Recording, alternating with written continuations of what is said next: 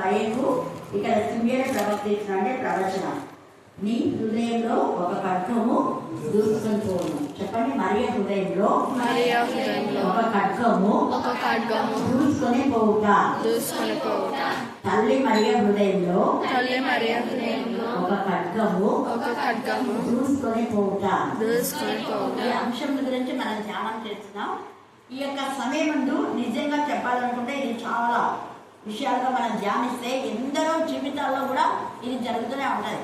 చాలా హృదయాల్లో నా గుండె కోతగా ఉంది అని అంటుంటారు. ఎప్పుడెప్పుడు వాళ్ళ గుండె కోతగా అంటే ఏదో ఒక ఖడ్గము దూసుకొని పోవటం అన్నమాట. ఈ యొక్క వాక్యం కూడా ఒక ఖడ్గం లాంటిదే. హెబ్రీయులకు రాసిన పత్రిక 4వ అధ్యాయము 12వ వచనం చదవండి. హెబ్రీయులకు రాసిన పత్రిక 4వ అధ్యాయం 12వ వచనం.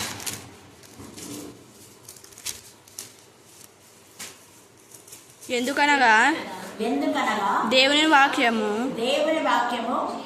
సజీవమై బలము గలదై, దేవుని వాక్యం అంటే సజీవమై బలం కలదై, రెండంచుల గల ఎటువంటి ఖడ్గము కంటేను వాడిగా ఉండి ప్రాణాత్మలను కీళ్లను మూలగాను విభజించున్నట్టు కుదుర్చు. ప్రాణము ఆత్మ మూలుగా కీలు. చూడండి, ఇంత ఇదిగా దూరేది దేవుని యొక్క వాక్యం. ఎందుకు ఇక్కడ ఈ 4 విషయాలు రాస్తున్నాడు? దేవుని వాక్యము రెండంచు గల ఖడ్గం అంట. ఇక్కడ ఈయన ఈయన రెండంచు చెప్పలేదు, కానీ ఒక ఖడ్గం అన్నా. ఒక ఖడ్గము అది రెండంచులు కలిగి ఉందో ఒక అంచు కలిగిందో మనకు తెలియదు. మొత్తానికి ఒక ఖడ్గము దూసుకొని పోవడానికి సుమియను ప్రవక్త తల్లి మరియతో చెప్పినటువంటి ఇది ప్రవచనం.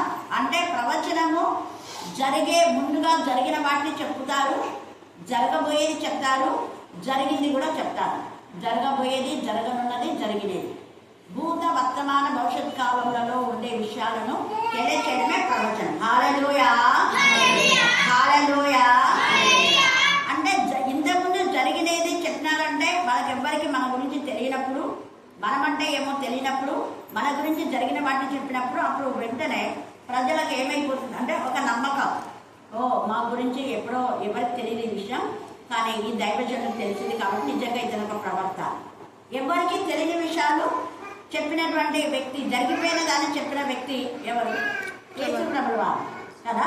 యోహాను సువార్త 4లో ఆమెతో అంటాడనమాట, అయ్యా నీళ్లు చేరుకోవడానికి ఇక్కడ ఏం కూడా నీ దగ్గర తాళలేదు, ఆ యొక్క మరి బకెట్ లేదు, ఏం లేదు, కానీ జీవజలం ఇస్తాను నువ్వు చెప్తున్నావు అంటే అవును ఖచ్చితంగా ఇస్తాను నేను, మరి నాకు ఇవ్వు, నాకు ఏమీ కదా, నేను ఈ బావి దగ్గరికి రాకుండా ఇంత దూరం రాకుండా చాలా దూరం నుంచి వస్తున్నట్టుంది ఆమె ఆ యొక్క సుఖాలనే ఆ బావికి, యాకోబు బావికి.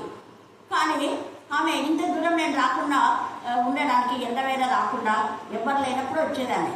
ఎందుకంటే 10 మంది ఆమెను చూసి చీచి అని అనిపించుకోకుండా ఎవరు లేనప్పుడు ఎండవేళ అందరు పనులకు వెళ్ళిపోతే ఆ టైంలో వచ్చి ఆమె నీళ్ళు తీసుకుపోయేటటువంటి అలవాటు ఉందేమో, అందుకు ఇంత దూరం రాకున్నానంటే వెంటనే యేసయ్య నేను ఇస్తాను, కానీ నువ్వు ముందర నీ భక్తుని తీసుకురాపో అన్నాడు.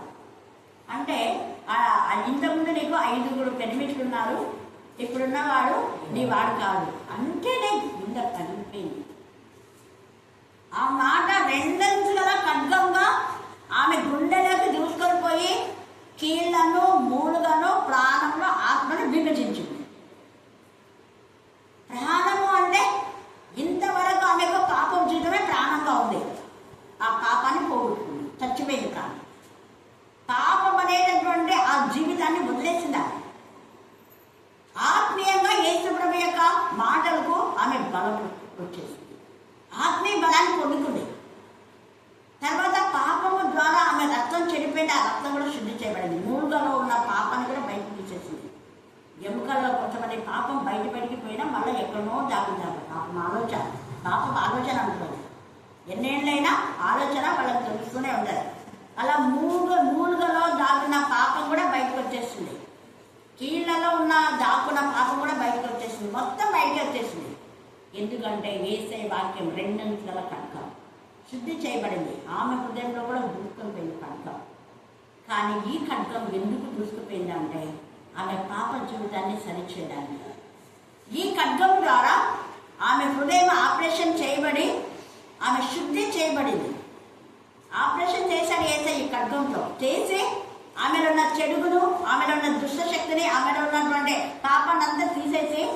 మంచిగా ఆత్మ సంబంధమైన కనెక్షన్ చేశారు. హల్లెలూయా, హల్లెలూయా. అలాగనే రాహబు కూడా దేవుని యొక్క వాక్యం విన్నప్పుడు ఆమె హృదయంలో కూడా ఖడ్గం చూసుకొని పోయింది. అందుకనే గుండె పగిలిపోయింది. అక్కడ ఆమె అంటది, నా గుండె పగిలిపోయింది అంటది. పగిలిపోయి పాపం అంతా బయటకు వచ్చేస్తుంది. ఆ పాపం తిట్టంతా చెడు రక్తం అంతా బయటకు తీసేస్తారు. దేవుని యొక్క రక్తం, దేవుని పట్ల ఆశ తపన, ఎప్పుడెప్పుడు దేవుని పిల్లలు వస్తారా వాళ్ళ వాక్యం వినాలా అని అందుకు కాసుకొని ఉన్నారు. అందుకనే వేగుల వారితో అదే పనికి వేగుల వారు వచ్చినారంటే వాళ్ళకి ఎంత డబ్బులు ఇస్తారు, ఎన్ని రాత్రులు ఉంటారా, ఇలా అనుకుంటారు. వాళ్ళు వ్యాపారాలు చేస్తారు, వేషాలు. కానీ ఆమె అదన్నా, వీరు దేవుని పిల్లలు నాకు తెలుసు, దేవుడు ఇలా చేశాడు, ఇంకా తినండి, ఇంకా భోంచేయండి, సమృద్ధిగా తినండి అనేసి ఎవరైనా వస్తే నేను మీరు ధైర్యంగా ఉండాలి, మీకు నేను నా ప్రాణములు పణంగా పెట్టి మిమ్మల్ని కాపాడుతున్నాను, ధైర్యపరిచింది, భరోసా పెట్టింది, తృప్తిపరిచింది. కారణం దేవుని వాక్యం ద్వారా ఆమె పాప తిట్టి బయటకు పోయింది. వాక్యంతో ఆమె కనెక్ట్ అయింది. వాక్యం. హల్లెలూయా, హల్లెలూయా, హల్లెలూయా, హల్లెలూయా, హల్లెలూయా, హల్లెలూయా. శుద్ధి చేయబడింది ఆమె. ఈ రెండంచుల దేవుని యొక్క మాటలు, రెండంచుల ఖడ్గంలా అక్కడ రాహబు హృదయాన్ని, అది ఎప్పుడో పాపము చెడుగా ఉన్నటువంటి ఆ హృదయం మానవ యొక్క హృదయం ఘోరమైన వ్యాధి. ఆ వ్యాధి వ్యభిచారం కావచ్చు, దొంగతనం కావచ్చు, ఇంకా లంచగొండి జీవితం కావచ్చు, మరి వడ్డీకి వడ్డీ, ప్రతి వడ్డీలు కావచ్చు, ఇంకా 4 రూపాయలు, 3 రూపాయలు, 5 రూపాయలు అంట. మొన్న ఎవరో ఇచ్చినారు, 2 రూపాయలు ఇస్తే తీసుకున్నారంటే 2 రూపాయలు, ఇక్కడ 5 రూపాయలు నడుస్తుంది అంట. ఎక్కడ నడుస్తుంది అన్న నేను నడిచేది వాళ్ళు నడిచేటట్టు చేస్తారు. దేవుడు నా అక్కడికి నడిచేటట్టు చెప్పవద్దామంటే 5 రూపాయలు నడుస్తుంది, 2 రూపాయలు నడుస్తాము, లేదు 5 రూపాయలు నడుస్తుంది, 5 రూపాయలు నడిస్తే నరకానికి నడుస్తానని చెప్పి నేను చెప్పిన వెళ్తాను. అందుకే ఈ సమయంలో జ్ఞాపకం చేసుకోవాలి. ఇలాంటివన్నీ కూడా దేవుని యొక్క మార్గంలో నుంచి వాక్యము ద్వారా తొలగించబడ్డాయి. జక్కయ్య ఇలాగే చేశాడు. జక్కయ్య హృదయంలోకి ఖడ్గం దూసుకొని పోయింది. ఆ యొక్క మరి అక్రమంగా ఏదైతే సంపాదించాలో అంతా బయటికి తీసుకొచ్చి, నేను ఒక దగ్గర 10 రూపాయలు తీసుకుంటే 40 రూపాయలు ఇస్తాను. ఒక దానికి ఎంత ఇస్తాడా? 1 లక్ష తీసుకుంటే 4 లక్షలు, 2 లక్షలు తీసుకుంటే 8 లక్షలు, 10 లక్షలు తీసుకున్నాను అనుకో లంచం. లంచం అంటే ఇన్కమ్ ట్యాక్స్ ఆఫీసర్ ఏంటంటే ఎంత కొట్టేసిందంట, లక్షలే దానికి వచ్చేది. అది పశ్చాత్తాపం. దేవుని ద్వారా ఆపరేషన్ చేయబడినటువంటి గుండెలో దేవునితో కనెక్ట్ అయినప్పుడు నిజమైన పశ్చాత్తాపం అనేది వస్తుంది. వాళ్ళ గుండె కూడా ఇక్కడ జక్కయ్య కిందికి దిగు అనే లోపల గుండె పగిలిపోయింది. జక్కయ్య నేను ఆయన చూడాలని అక్కడ చూస్తుంటే చేయబడింది. కింద చూస్తే ఏసరి అక్కడున్నాడు. ఒకవైపు సంతోషము, దిగు అనేసరికి ధనవంతం దిగిస్తున్నాడు. ఏసై ఏం చెప్పరా, ఊరికే కిందికి దిగా అన్నాడు. దిగితేనే నేను ఇంటికి లక్ష్యం వచ్చింది, నా ఇంటికి కూడా అన్నాడు. ఏం చెప్పరా, ఇంటికి పోతుంటేనే ప్రభు ఈయననే ప్రశ్నించాడు. ప్రభు నేను ఎవరెవరి దగ్గర నేనేమన్నా అడిగితే చెప్పాయా, నీకు ఏమో నాకు ఇంటికి దిగానా, మీ ఇంటికి పోదామన్నా. ఈయన ఎప్పుడు చూస్తున్నాడు, దాని ఏసై మౌనంగా ఉన్నాడు. ఏసై వింటున్నాడు అని చెప్పాడు. ప్రభా నేను వాళ్ళ దగ్గర వీళ్ళ దగ్గర నా అంతా ఇస్తాను ప్రభా, వీళ్ళ కొంచెం ఇస్తాను ప్రభా. నేనేమో అనలేదు నిన్ను అంటే, నీ వాక్కు గుండెలకు గుచ్చుకొని పోయింది. నువ్వు దిగు అంటేనే నాకు అర్థమైపోయింది. నువ్వు ఎక్కడెక్కడ పాపంలో ఉన్నావు, పాప పేక కొండ కట్టుకున్నావు కదా, దాని నుంచి దిగు అన్నట్టు అనిపించింది ప్రభా. నాకు అక్రమమైన సంపాదన అంతా కట్టినావు కదా, దాని నుంచి దిగు అన్నట్టు అనిపించింది ప్రభా. నాకు అట్లా వినపడింది. నాకు అవునా, నేను అవన్నీ అనలేదు మరి, కానీ నాకు మాత్రం అట్లనే వినపడింది. 2 గుండె పగిలిపోయింది. చెప్పాడు గుండె పగిలితే మార్పు వస్తుంది. 2 కంటే వాక్యమైన కనుక ఇది. ఇంకా ఇలాగ చాలా ఉన్నాయి. మనకు మగ్ధలేనే మరియ కూడా, ఆమె కూడా నిజంగా యేసు ప్రభుల వారు మరణించాలని చెప్పి తెలిసినప్పుడు చాలాసార్లు చెప్పాడు. నాకు ఇంకా ఆ మరణం ఆసన్నమైంది 3 సార్లు చెప్పాడు. నేను ఇంకా మరణించవలసింది, భూస్థాపన చేయవలసింది అని చెప్పినప్పుడు ఆమెకు అర్థమైపోయింది. ఆమె ఆధ్యాత్మిక ఉంది కాబట్టి ఒక ప్రవచనం లాగానే ఉంది. ఆమె ఆత్మతో నింపబడింది. ఏసే మాకు దూరం అయిపోతారు. ఇన్ని రోజులు నేను ఆయనకు రోజు భోజనం అంతా అవి ఇవి అన్ని పెట్టింది, ఖర్చు పెట్టింది. చాలా రిచ్ పీపుల్ ఆమె, మధ్యలో మన చాలా కోటీశ్వరాలు. ఇంకా మిగతాదంతా ఏం చేయాలి, నేను ఎవరు పెట్టాలా, ఏసే చనిపోతే ఇంకా అంతా నేను ఏసే కోసమే ఖర్చు చేయాలనేసి ఖరీదైనటువంటి ఆ యొక్క అత్తను తీసుకొచ్చి ఆయన పూజేసింది. ఆమె గుండె పగిలి ఏడుస్తుంది. ఈ యొక్క సమయంలో మనకి ఇలాగ చాలా మంది జీవితాలు గుండెలు పడినాయి. కానీ అవి కాదు కదా తల్లి మనకి. తల్లి మనకి ఏమని అంటే నీ గుండెలో నీ యొక్క హృదయంలో ఖడ్గం దూసుకొని పోతుంది అని చెప్పేసరికి ఆమె ఏం జరుగుతుందమ్మా అని అనుకుంది. సరే అలాగ అనుకున్నారు. అన్నాను ప్రవక్త వచ్చింది. ఆమె అయితే ఒక విధవరాలై ఉండి ఆమె కూడా 7 ఏళ్ళ వయసులో భర్త చనిపోతే ఎంత బాధిస్తుంది కదా. 7 సంవత్సరాలకి పెళ్ళైనటువంటి ఆమెకు 7 సంవత్సరాలకి భర్త చనిపోతే ఆ గుండె పూట అది అనుభవించాల్సి అర్థం. ఇంకా ఆమెకి ఎవరు లేడమో బంధువులు వస్తుందో నీకు తెలీదు. మొత్తానికి దేవుని చదివ 84 సంవత్సరాలు రాత్రి మగలు ఉపవాసం అంట. నాకు తెలిసి ఆమె ఇంటి దగ్గర ఉంటే అన్ను దొంగకొని వంట చేసుకొని అభివృద్ధి చేసుకొని అంత ప్రాసెస్ అది టైం అవుతుంది. కాబట్టి అక్కడ ఏదో ప్రసాదాలు అక్కడ పెట్టేటువంటి తిని ఇంకా మిగతాదంతా ఉపవాసంలో రేగి మగలంట ప్రార్థన చేసుకుంది. అచ్చట్లు ముచ్చట్లు లేవన్నట్టు అక్కడిక్కడ ఎప్పుడో దేవుని సన్నిధిలో ఉంది. రెయ్యం మగలని రాయబడ్డారు. రెయ్యం మగలు 24 గంటలు 24 సంవత్సరములు దేవుని సన్నిధిలో ఉంది. కారణం ఏంటంటే దేవుని శక్తి ప్రభావం మన హృదయాన్ని తాకింది కాబట్టి అనేకుల కోసం గుండె పల్లెలు ఆమె ఏడుస్తుంది. అనేకుల కోసం ఆమె ప్రార్థన చేస్తుంది. అందుకే ఏసై వస్తాడని ఏసై విడుదల గురించి అని చెప్తా ఉందంట. ఇక్కడ తేటగా రాయబడింది. అక్కడ విమోచన కొరకు కనిపెట్టుతున్న వారందరితో ఆయన గురించి మాట్లాడుతున్నాను. ఆయన ఇంకా రాకముందే మాట్లాడుతున్నాడు. ఒక విమోచకుడు వస్తాడు. లేఖన భాగంలో ధర్మశాస్త్రం ఉంది, నేను చూశాను. కాబట్టి ఆ విమోచన కోసం నేను చూస్తున్నాను. ఆయన వచ్చిన వరకు నేను బ్రతికుంటాను. అందుకే 84 సంవత్సరాలు ఉంటున్నారు. 84 అంటే 91 సంవత్సరాలు ఉంటారు. యేసుప్రభు వచ్చినప్పుడు ఎంత ఆమెకు 90. 84 సంవత్సరాల విధురాలుగా అక్కడ ఉండి పని చేసింది. 7 సంవత్సరాల్లో వాళ్ళ భర్త చనిపోయినారు. హల్లెలూయా, హల్లెలూయా, హల్లెలూయా. ఆమెకు పెళ్లి వయసే 91 అయితే గెలుతుంది. చూడండి, అంత వయసులో వృద్ధురాలు, వృద్ధురాలని నిజంగా ఆమె ఎంత ఇదిగా ఒక విధవరాలు, ఒక వృద్ధురాలు అయినా కూడా అంత వృద్ధాప్యంలో కూడా ఆమె యేసు ప్రభువు గురించి ప్రకటిస్తుంది. మరి మన చాలా మంది వృద్ధులు ఉన్నారు, ఈ పని చేస్తున్నారా? అక్కడ నుంచి అక్కడ నడుచుకుంటూ వస్తారు. ఇక్కడ నడుస్తున్నారా? 12 లోపల చేస్తుందట టైం ఇస్తారు. ఎప్పుడెప్పుడు దేవుని సన్నిధికి వెళ్ళాలని ఒక తపన, ఒక తృష్ణ మనకి ఎప్పుడైతే అలా ఉంటే దేవుడు మీ పిల్లలకి ఎప్పుడెప్పుడు ఉద్యోగం చేయాలా, ఎప్పుడెప్పుడు పెళ్లి చేయాలా, ఎప్పుడెప్పుడు మరి పిల్లలు కావాలి అని దేవుడు కూడా ఆశించబడతాడు. మనం ఎంత ఆశ ఉంటే అంత ఆసక్తి ఉంటుంది. అంత దూరం నుంచి హృదయ నడుచుకుంటూ వచ్చినాడు. హల్లెలూయా, హల్లెలూయా, హల్లెలూయా. నీ ఆశ భంగం కానేరదు. ఎంత ఆసక్తితో మనం వస్తామో అంతే ఆసక్తితో దేవుడు మన పట్ల కార్యం చేసినటువంటి దేవుడు. ఈ యొక్క మధ్యాహ్న కాలంలో ఇంకా ఈ యొక్క తల్లి మరియ ఏమి ఉంటుందని ఒకటే దాని గురించి ఆలోచించుకుంటుంది. అయితే ఇంకా వాళ్ళు ఆ యొక్క ధర్మశాస్త్రం చొప్పున సమస్తము తీర్చి ధర్మశాస్త్రంలో ఏం చెప్పారో యాజిగా వాళ్ళు చేశారు. చేసిన తర్వాత అప్పుడు బాలుడు చూడండి, ఇక్కడ బాలుడు చిన్న వయసులో జ్ఞానంతో నిండుకొనుచు ఎదిగి బలము పొందుచుండెను. దేవుడి దయ ఆయన మీద ఉండాలి. ఇలాగా బాలుడు జ్ఞానంతో నిండుకోవడానికి కారణం తల్లి మరియ యోసేపు. యోసేపు అందవలసి ఉన్నారు. వాళ్ళిద్దరూ ఈ యొక్క యేసు ప్రభువుని ఎప్పుడు వాక్యంలో ప్రార్థనలు పెంచారు. మరి పెంచితే మన పిల్లలు ఎలా పెంచుతున్నాం మనం చూడండి. తర్వాత ఎదిగి బలం అంటే ఆత్మబలం, ఆత్మ బలముతో ఆయన నిండుకొంచున్నాడు. అందుకనే దేవుని దయండి ఈ యొక్క మధ్యాహ్న కాల సమయంలో దేవుడి దయ మనలో ఉంటే మన హృదయంలో ఖడ్గం దూసుకొని పోయినా కూడా ఆ గాయాన్ని దేవుడు మానుతాడు. వీళ్ళందరూ గాయాన్ని మానిపాడు. ఇక్కడ రాహబు యొక్క హృదయ గాయాన్ని మానిపాడు. తర్వాత జక్కయ్య హృదయ గాయం మానిపాడు. సమరస్య హృదయ గాయం మానిపాడు. గాయమైంది, గాయం మానిపేశాడు వేసాడు. తర్వాత ఇక్కడ మనం చూస్తే ఈ తల్లి యొక్క హృదయం యొక్క బాధ వేదన యేసు ప్రభు చూడాలి అన్నీ ఉన్నాయి. నాకు ఉపవాసం చేస్తూ అన్నీ చేస్తూ కానీ యేసు ప్రభు చూసేంత వరకు చనిపోకూడదు అనుకుంటేమో. అందుకే విమోచన కోసం ఎదురు చూస్తాం.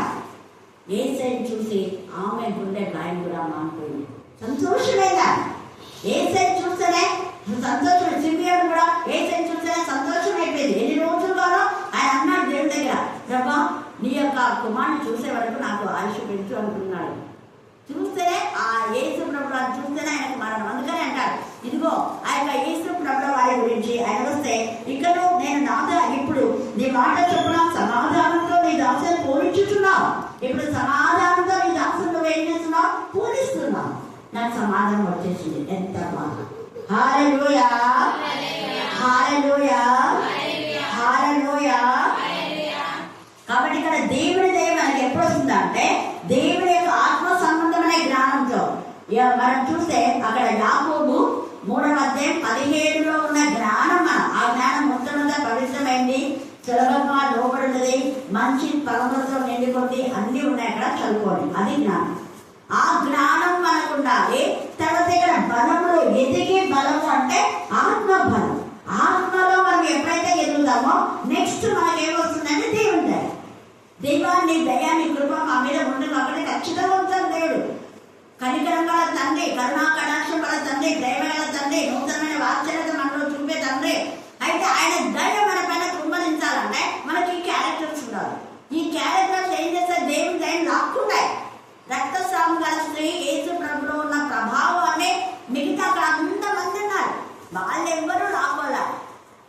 ఆమె ఒక్కటే ప్రభావం లాక్కోవాలి. కారణం ఆమెకున్న నమ్మకం, విశ్వాసం అంతా అయస్కాంతం నిజంగా పిల్లలు ఎలాగా ఇది ఆకర్షిస్తాయి, అలాగా ఏసైలో ఉండే పవర్, ఆ స్వస్థ పంచశక్తి. ఏసై ఏం చెప్పలేదా నీకు? స్వస్థత పొందును కాక అని చెప్పరా? నీ విశ్వాసం నేను బలపరచు కాక అని చెప్పాలా? ఏ ఒక్క మాట ఇంకా చెప్పాలా? అందరికీ అమ్మా నీ విశ్వాసం నేను స్వస్థపరచు కాక అని. కొంతమందికి చేపెట్టి ప్రాణం చేస్తున్నారు, కనుల మీద చేపెట్టినాడు, చెవుల మీద ఎక్కాత అంటే తెరవడం కాక అంటే తెచ్చుకున్నాయి కదా. మగవాడు మాట్లాడమంటే మాట్లాడి దైమా వీడు విడిచిపో అంటే అది పోయి వాడు మాట్లాడినారు, మగవాడు చెవివాడు విన్నారు, ఇవన్నీ జరిగినాయి. మరి గుడ్డలకు ఉమ్మి వేసి ఐబాల్ చేసి కళ్ళలో పెడితే అంత ప్రాసెస్ అయితే వాడికి కళ్ళు వచ్చినాయి. ఓ శిరోమైన కోనే జరిగే కడుకుంటే వచ్చాయి. కానీ ఈమె ఒక్క మాట వేసే చెప్పాలి. కానీ కేవలం అది కూడా వస్త్రం చెయ్యి ఏసై చెయ్యి పెట్టి ప్రార్థన చేయలేదు, చేయి పెట్టి ఏం చెప్పరా? ఆ వస్త్రం చెయ్యిలో ప్రభావం ఉండేది ఆమెకు అర్థమైపోయింది, వేరే వాళ్ళకి అర్థం కాదు. ఏసై వేసుకున్న వస్త్రాల్లో పవర్ ఉంది. ఆయన దేవుని యొక్క కుమారుడు, ఆయనే దహించే అగ్ని. ఆ దహించే అగ్నిలో నాకున్నటువంటి ఈ బలహీనత కాల్చబడుతుంది అనుకున్నాను నమ్మకం. అందుకని చిన్న పోయి వస్త్రం చేయడం మాత్రం మొత్తం నాకు ఖచ్చితంగా నాకు చూస్తుంది అనుకున్నట్టే ఆ ఆశ భంగం కాదు. అంతవరకు గుండె కలిగిన ఆమె గుండె సరి చేయబడింది. ఏసే ప్రభావం వలన ఒక ఆపరేషన్ సరి సక్సెస్ అయిపోయింది. హల్లెలూయా, హల్లెలూయా. లేకపోతే రక్తస్రావం స్త్రీకి యూట్రస్ అన్ని ఇన్ని అవి ఇవి ఎన్ని ఆపరేషన్స్ అవుతాయి. ఆపరేషన్ అయినా కూడా కొంతమందికి సక్సెస్ అయ్యే, ఆపరేషన్ ఫెయిల్ అయ్యే పరిస్థితులు కూడా ఉంటాయి. ఈమెకు ఎనస్థీసియా ఇవ్వలేదు, హాస్పిటల్ తీసుకుపోయలేదు, ఆపరేషన్తో ఫీజు కట్టలేదు, ఏమి కట్టలేదు. దేవునికి ఆమె పరిస్థితి తెలుసు. ఆమె ఒంటరి జీవితంలో దేవుడు ఆమెకు తోడుగా ఉండి కృపదాయం చేస్తున్నారు. హల్లెలూయా, హల్లెలూయా, హల్లెలూయా.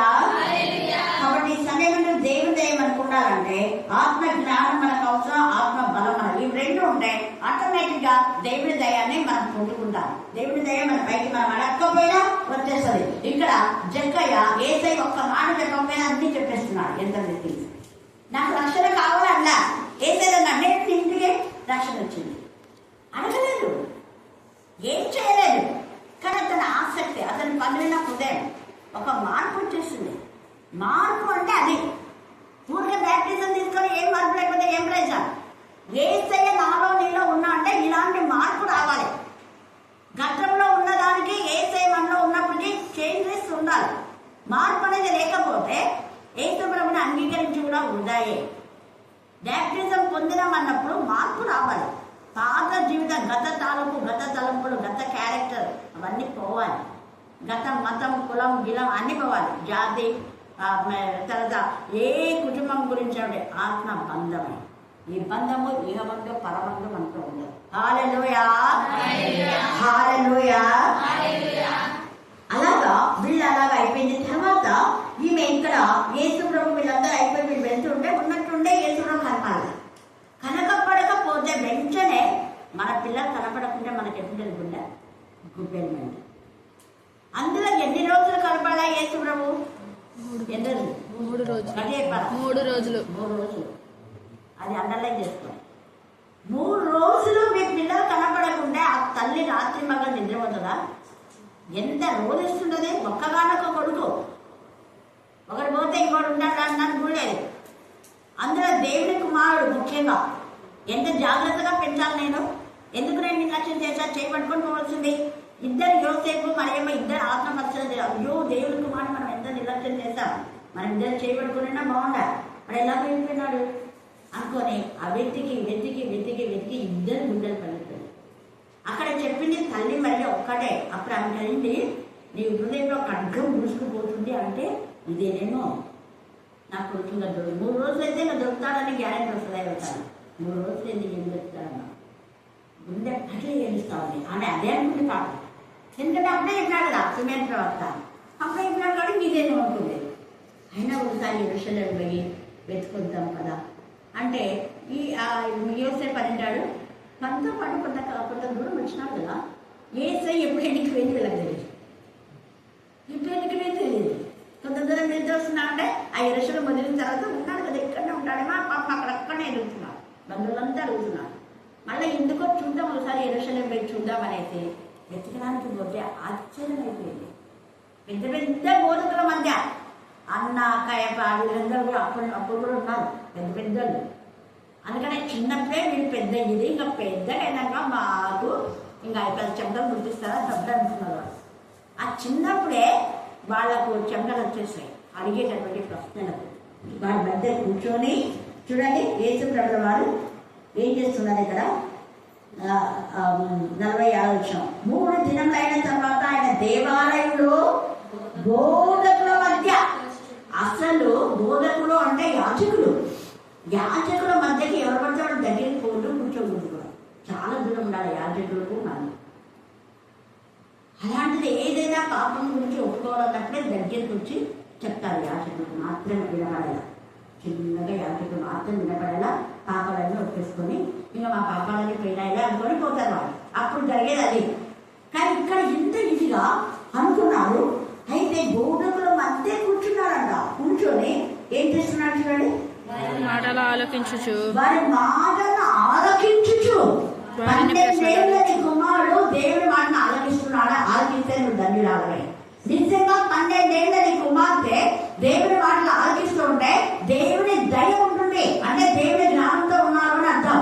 12 ఏళ్ళ పిల్లలు వాక్యం పట్ల ఆసక్తి కలిగి ఉన్నారంటే వాళ్ళు దైవ జ్ఞానంతో నింపమన్నారు. దైవ బలం పడకుంటే దేవుడి దయ వాళ్ళకి ఆటోమేటిక్ గా వచ్చేస్తుంది.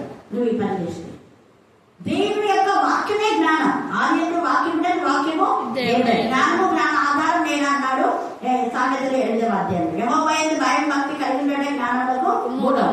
పైనుంచి వచ్చే జ్ఞానము పవిత్రమైనది. పవిత్రతను మన పిల్లలకు నేర్పించాలి. శుద్ధమైన హృదయం, నోట బూతులు మాట్లాడుకున్న పిల్లలకు కట్టడించాలి. చిన్న పిల్లలు భయంకరమైన బూతులు, వాళ్ళని గర్దించాలి, బుద్ధి చెప్పి సరిచేయాలి.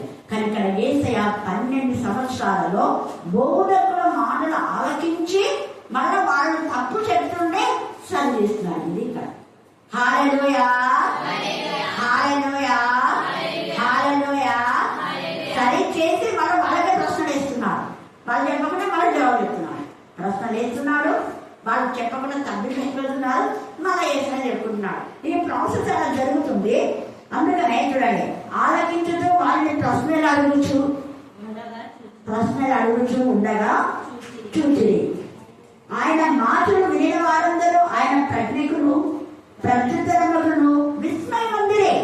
వీళ్ళకే చెప్పడం పట్టిస్తున్నాడు. అన్నా కైపకే ప్రశ్నలు అడుగుతున్నాడు, జవాబు చెప్పడానికి పోతున్నాడు. తర్వాత ఇది కాదు, 60 యెషయాలో 9:6 చూడు, 60 యెహెజ్కేలు ఎక్కడ చూడు, 60 ఇర్మియా ఇలా చెప్పినట్టు చూడు, 60 వాళ్ళు మీకాలో ఇలా ఉంది చూడు. చెప్పేసి వాళ్ళు షాక్ అయిపోతున్నారు. ఆ మీకాలు ఎక్కడ ఉన్నదో తెలిసినది వాళ్ళు. ఎంతసేపు ఒక అధ్యాయం చదువుకొని ఆ ప్రజలకు బోధిస్తూ ఉంటారు. అందుకనే ఆశ్చర్యపోతున్నారు ఇక్కడ. ఆయన తల్లిదండ్రులు ఆయన చూసి మిక్కిలి ఆశ్చర్యపడి ఆయన తల్లి కుమారుడు మమ్మల్ని ఎందుకు ఇలా చేసింది అనేది. తల్లి తట్టుకోలేకపోయింది. ఏంటమ్మా ఎందుకు ఇలా చేశావు అనేసరికి వెంటనే ఇప్పుడు కూడా గుండె పగిలే వార్త చెప్తున్నాను. అమ్మ నన్ను ఎందుకు ఎదుగుతున్నారు మీరు? నేను నా తండ్రి పనిలో ఉన్నానని మీకు తెలీదా? యోసేపు నీ తండ్రి చిన్నప్పటి నుంచి అరే నేమ్మా పుట్టినప్పుడు ఆవిడ యానో రోడ్డు మీద ఉంటే అక్కడి నుంచి తీసుకొచ్చి పుట్టుకుడలు తెచ్చి ఎంత కష్టపడి కేరళ సంపుతా అంటే మళ్ళీ రాత్రే పోయి మేము ఇంత కాబట్టి వాడి తండ్రి ఉంటుందా కానీ అర్థం కాదు. దేవుని పనుల మీద ఉన్నాడు అంటే ఒకటి అర్థమయ్యేదేమో. కానీ నేనేమన్నా ఇక్కడ వేసయ్యా నా తండ్రి పనుల మీద అంటే నువ్వు నాకు తండ్రి కాదు అన్నాడు. మీ అమ్మను మీ నాన్నను మీరు అలాగ అంటే వాళ్ళ అమ్మలు ఉంటున్నారు. అరే నేను నీకు అమ్మ నాన్న కలుపుకోవడం ఇంకో యాదన ఎత్తుకుంటుంది అంటారా లేదు తల్లి. వీళ్ళకి అర్థం కాదా, అందుకని అంటున్నాడు చూడండి. ఎందుకంటే దేవుడి పనిలో ఉన్నారంటే మంచిదే అని అనుకున్నారు. తండ్రి అంటున్నాడు కదా, అందుకని వాళ్ళకి అసలు ఎంత ఇది. అప్పుడు కూడా మళ్ళీ ఆయన గుండె నా నిజంగా ఒక్కసారి కనుక దూసుకుపోయేలా అయిపోయింది.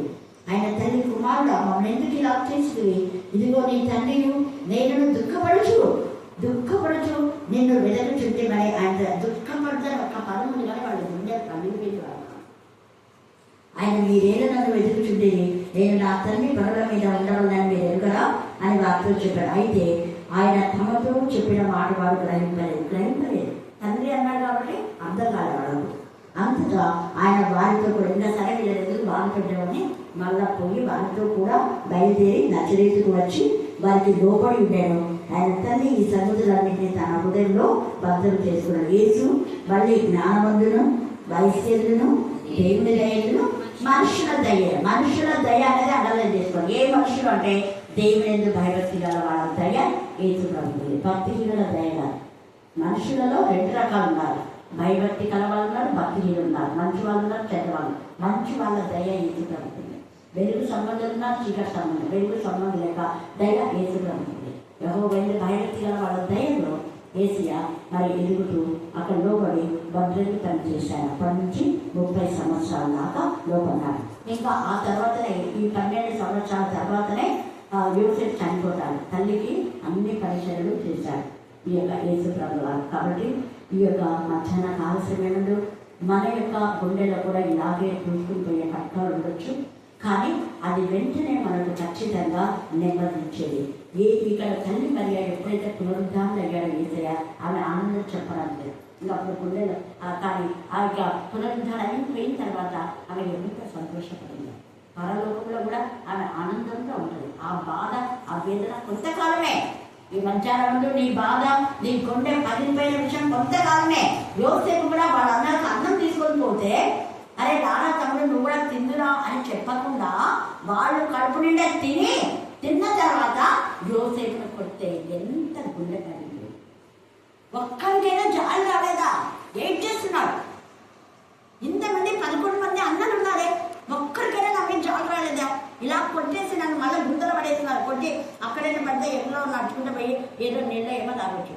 దాహం అవుతుంటుంది, ఆకలి అవుతుంటుంది. పాపం అందరు కలిసి తిందాంలే అని సంతోషపడుకుంటున్నాడు. తినకుండా తింటాడు. నాకు తెలిసి అందరూ కలిసి తిందాంలే అనుకుని వచ్చినాడు. వాళ్ళు పొట్టబడినట్టు తిని యోసేపును బాధాకరంగా గుండె పండింది. యోసేపు ఎంత ఏడ్చుంటాడో. ముందరే చిన్నప్పుడే తల్లి లేదు, తండ్రి ఆదరణ. ఇక్కడ ఆదరించే వాళ్ళు ఇవ్వలేరు. ఆకలి అవుతుంటుంది, దాహం అవుతుంటుంది. కానీ కనికరంగా తండ్రి గుండె గాయాన్ని మాన్పి ఆ బాధంతా తొలగించి ఈ బాధను బట్టి ఉన్నత స్థాయిలో హెచ్చించాడు. యోసేపు బాధపడిన ప్రతి ఒక్కరూ హెచ్చించాడు. దావీదును కూడా అరణ్యంలో వదిలేస్తే వాళ్ళ నాన్న ఎంత గుండె పగిలిపోయింది. దావీదు అన్నలతో ఆడుకుంటా సంతోషంగా ఉండాలనుకుంటే ఒంటరి జీవితం, ఒంటరిగా బ్రతికారు. అలాగనే తర్వాత ఇక బత్షెబతో మరి పాపం చేసినప్పుడు కూడా ఆ కొడుకు చనిపోతే గుండె పగిలిపోయింది, ఖడ్గం దూసుకుపోయింది గుండెలో. తర్వాత సొంత కొడుకే తను చంపాలనుకుంటే ఎన్నిసార్లు ఆ ఖడ్గం దూసుకొని పోయింది దావీదు యొక్క హృదయంలో. అన్నిసార్లు పొడవన్నాడు. ఆ యొక్క మామయ్య చంపాలనుకున్నాడు. ఎంతగా అసలు అర్థం కావట్లేదు దావీదుకు. ఏంటి దేవా, సొంత మామలను చంపాలనుకున్నాడు, సొంత కొడుకులను చంపాలనుకున్నాడు.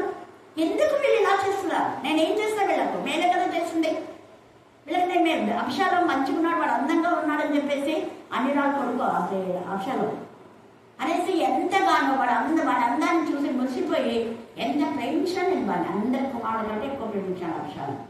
అందుకే చనిపోతే నా కుమారుడు అబ్షాలోమా నీ బదులు నేను చచ్చిపోయింటే బాగుంది కదా అన్నాడు. తనను చంపాలనుకున్న అబ్షాలోమే వెనకేసుకొచ్చి బాధపడినాడు ఒక తండ్రి, గుండెకు. అందుకే ఈ సంఘాన్ని కొంతకాలమే. ఆ తర్వాత దావీదు చిగురు వేసే జన్మించాడు. తండ్రి అయిన దేవుడు అన్నా, నీకు ఎన్ని బాధలు వచ్చినాయి కదా, కానీ నిరంతరము నీ యొక్క చిగురు రాజ్యం వెళ్తుంది. అప్పుడు ఇప్పుడు ఎంత ఆనందంగా ఉంటాడు. అక్కడ కొంతకాలమే బాధ.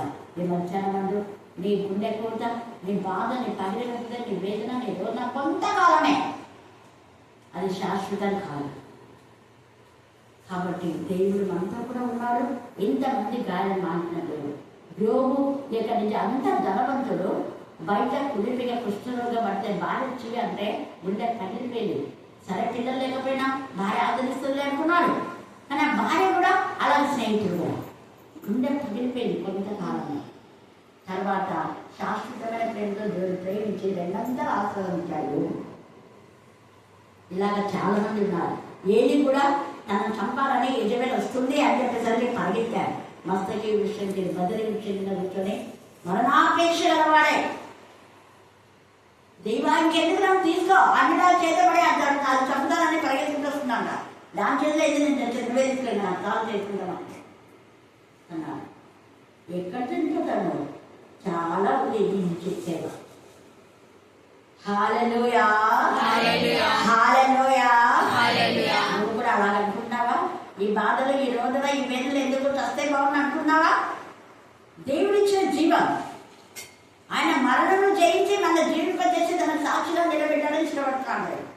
కాబట్టి ఆ ప్రేమ గల తండ్రి ప్రేమను ఆయన ఎందుకు అంతగా మన కోసమై బాధ, వేదన, రోదన, అవమానం పొందాడంటే మనల్ని ఆయన యొక్క కృపలో, ఆయన ప్రేమలో బంధించి తండ్రి స్వరూపంలో తీసుకుని వచ్చి తండ్రి దగ్గర సమాధాన పరచాలనే ఇవన్నీ కూడా. కాబట్టి ఈ మధ్యాహ్న కాల సమయంలో మన గుండె గాయని ఆయన ఆ యొక్క ప్రక్కన బండె కోరుతూ ఆయన మన గుండె గాయని మాన్పి మనకు సేద తీర్చుగాక. దేవుడు ఈ లేఖను బాగా దీవించి ఆశీర్వదించుగాక. ఆమేన్, ఆమేన్, ఆమేన్. చివరి ప్రార్థన. We praise the worship and thank you, Almighty God, పరిశుద్ధానికి వందనములు, స్తుతులు, స్తోత్రములు చెల్లిస్తున్నామయ్యా. తండ్రి, సర్వశక్త సర్వాధికారి, సర్వము కలిగిన దేవుని వందనం చెల్లిసిన, సర్వం మీద అధికారం కలిగిన తండ్రిని వందనం చెల్లిసిన ప్రభు, నీకు కృపను బట్టి, ప్రేమను బట్టి, మీరు మాయగా తండ్రి చూపిన ఈ జాలిని బట్టి నీకు వందనం చెల్లిస్తున్నాం.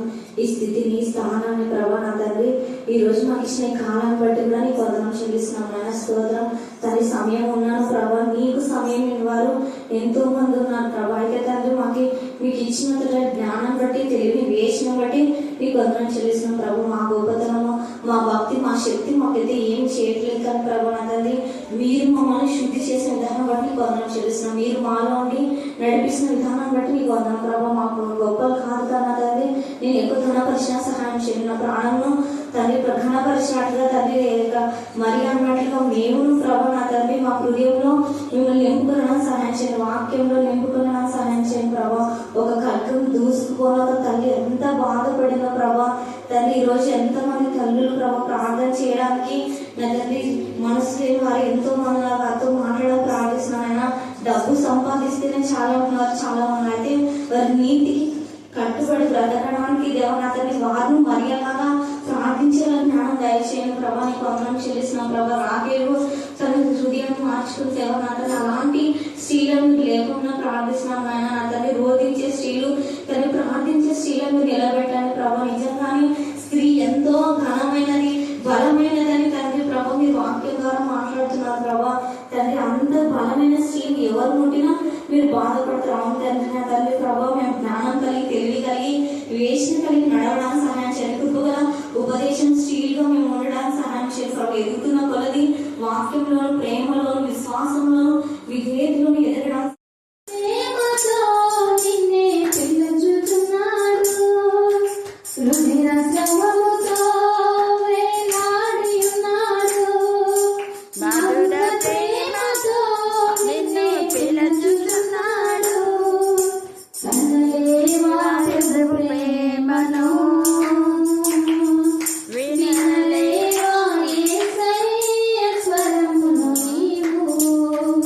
కనలేవా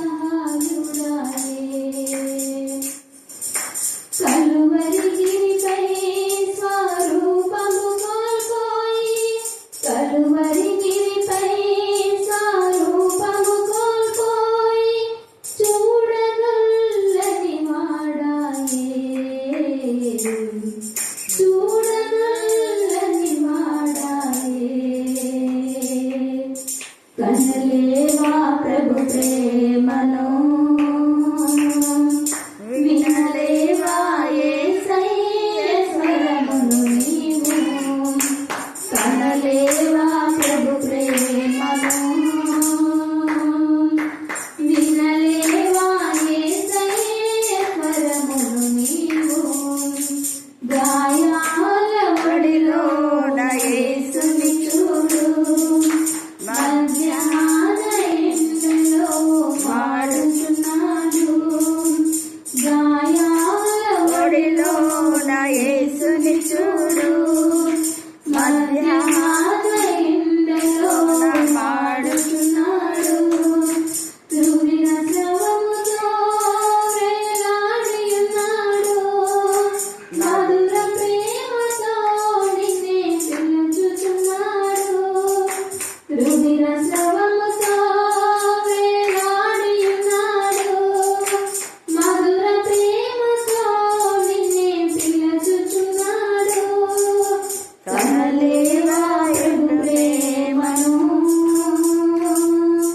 వినలేవా యేసయ్య స్వరమును నీవు కనలేవా ప్రభు ప్రేమను వినలేవా యేసయ్య స్వరమును నీవు స్తోత్రం స్తోత్రం స్తోత్రం స్తోత్రం